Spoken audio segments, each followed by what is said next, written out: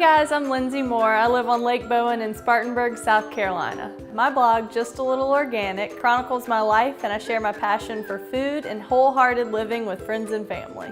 Now, thanks to Ingles, I'm gonna cook with you. I'm gonna take you step by step and show you how to bring some of my favorites to your kitchen table. Today we're starting out at Ingles, getting the ingredients to make my honey roasted butternut squash and spinach salad. For a full list of all the ingredients, check out the shopping list underneath the video player. You can print a list and take it with you, or you can pull it up on your phone while you're at the store. Now let's get cooking. Hey guys, we're here and we're gonna make our honey roasted butternut squash and spinach salad. It's a wonderful fall salad. It's got all beautiful colors, yellows, greens, reds, and it also has fall flavors. We've got honey roasted butternut squash to add even more flavor to the already sweet squash. The honey just kind of brings everything out, and it's a hard winter squash. It's sweet, kind of nutty, and I've already peeled and chopped and seeded a butternut squash, and if you don't have time to do that, you can just pick up pre-sliced or pre-cut butternut squash at Ingles. But you get a lot more if you just get a butternut squash and do it yourself. It doesn't take too much time and it's delicious. So you just line a baking sheet with parchment paper, and you're gonna take about 2 tablespoons of honey. I really like to use local honey, and Ingles has great options for local honey. It's just got really good flavor. So, and this doesn't have to be exact. You know, 2 tablespoons is good, but if you do less or more, that's fine. It's not gonna ruin the recipe. That's how it is with a lot of things. It just, I mean, if you have more squash, you need more honey. If you have less squash, you need less honey. And we'll put about 1 tablespoon of olive oil, extra virgin. And again, this doesn't have to be exact. You can just kind of swirl it around. If you like to be exact, you can do a tablespoon. And then we're gonna do a pinch of salt. I like kosher salt, it's good.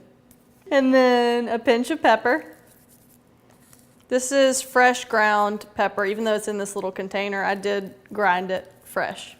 It tastes a lot more peppery if you do it that way. So again, you're gonna take your hands and just toss it around. Try to evenly coat the honey on everything. You want it to get evenly over all the pieces so you get a nice brown glazed look. 1 layer so they all roast evenly. I'm gonna fix this real quick. And then we're gonna pop it in a 400-degree oven for about 30 minutes. And we're gonna check it halfway through, do a little toss, and then pull it out. In go the butternut squash.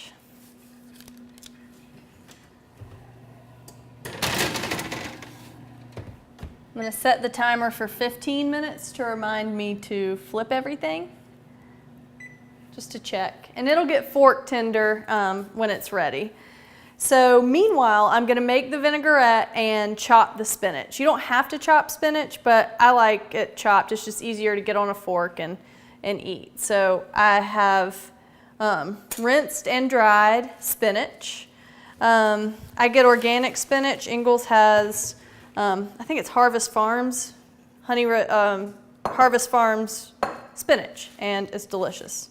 So you just take a knife, it doesn't have to be anything perfect, and I just chop to make the pieces smaller than they are. So we've got our spinach, we're just gonna put it back in the bowl.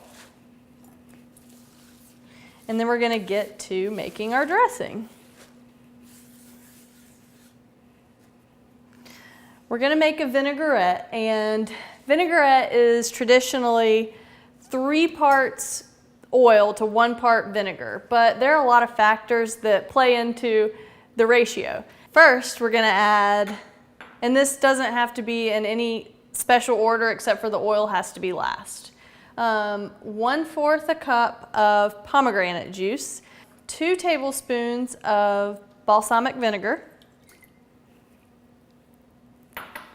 1 tablespoon of honey, got a tablespoon or 2 of mustard, Dijon mustard, and a little bit of pepper. Probably about, I would say 1/8 of a teaspoon if you're really trying to measure, but again, taste. And then a little bit of salt. You can always add more later, so just don't add too much. About maybe 1/4 or 1/2 of a teaspoon, I would say. And then a Meyer lemon. Cut it in half and squeeze it in. And again, this doesn't, I say 1 lemon, but it doesn't have to be exact. You can use half or you can use 2. You know, it kind of depends. I use 1. And then I taste. So squeeze it in. And if you don't have one of these handy lemon squeezers, just use your hands. You might need to have 2 lemons if you do that, because this just gets out a lot of the juice. And then also the little secret ingredient, cayenne pepper. You don't need a lot, you just need 1/8 of a teaspoon, but the little bit of spice kind of balances, not kind of, it balances out the sweet and the salty and a little bit of the sour, so it's necessary. All right, then it's time to whisk up these ingredients, and then we'll add about 2/3 a cup of olive oil. All right, this looks about done. We'll add more. I'll give it a little taste. Delicious. It's been 15 minutes. Our squash has been in the oven, so I'm gonna just check it and give it a little stir. It's looking great. We're just gonna give it a little turn. Scooting them around a little. And I'll put it back in. Okay, it's been 30 minutes, so I'm gonna check my butternut squash again, and remember to watch out for the steam when you open the oven. I have a fork, and I'm just gonna give it a little poke to make sure it goes through, and it does. It's just really soft, and you'll know it's done. It's got a nice glaze.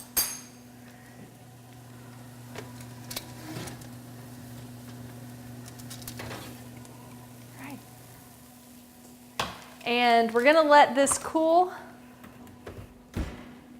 We're gonna let this cool for about 10 minutes just so it doesn't wilt the spinach as soon as we put it in there. And we'll be back. All right, our butternut squash is cooled and we're ready to keep going. I'm just gonna take the sides of the parchment paper and dump the butternut squash in with the spinach.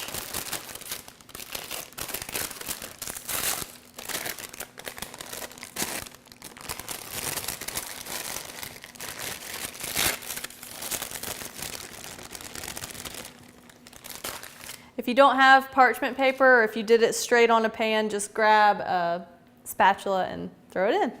All right, so once we've got all this in the bowl, we're gonna add a little bit of our vinaigrette that we made earlier and go ahead and toss it. So give it a little quick stir in case it's separated. And then I would say I'm gonna use this 2 tablespoon measure. But it's probably gonna end up being about 1/4 of a cup that I put in here to toss. I just don't wanna dump it all in there and waste it so we can't top our salads later. So we got a couple of these, maybe 3 or 4 scoops. Ooh, I'm making a mess. All right. And then I'm gonna use my hands to toss. You can use tongs if you want, but I think this is just easier and you're at home, so just use your hands. All right. We're gonna coat everything nice and evenly. You're just gonna kind of grab it from the bottom and give it a couple of turns. And you can see the spinach is getting coated with the dressing. It's already starting to look like fall in this bowl. All right, we've gently tossed our butternut squash and spinach with some of the vinaigrette. We left a little bit on the side so we can drizzle on top of each individual salad. Now I'm gonna move this out of the way, and the next thing you do is plate your salad. In this instance, you might want to use your tongs since you don't need to really toss it that much anymore. And you can choose your toppings. You can kind of mix and match your toppings. I like hazelnuts, but here we have pecans. They're in season right now and they're delicious. So I'll top with a few pecans and some goat cheese to add. I'll just use my fingers. Goat cheese just to add a little bit of salty to balance out the sweet butternut squash, and the sweet dressing is just delicious. Goat cheese is one of my favorite cheeses. It's got a lot of flavor and you don't have to use a lot. And then we're going to top with some healthy fats, some avocado, and like I said, you can add grilled chicken or grilled fish or something like that, but this has plenty of protein, healthy fat, and is just delicious. And then we're going to add a little drizzle of vinaigrette.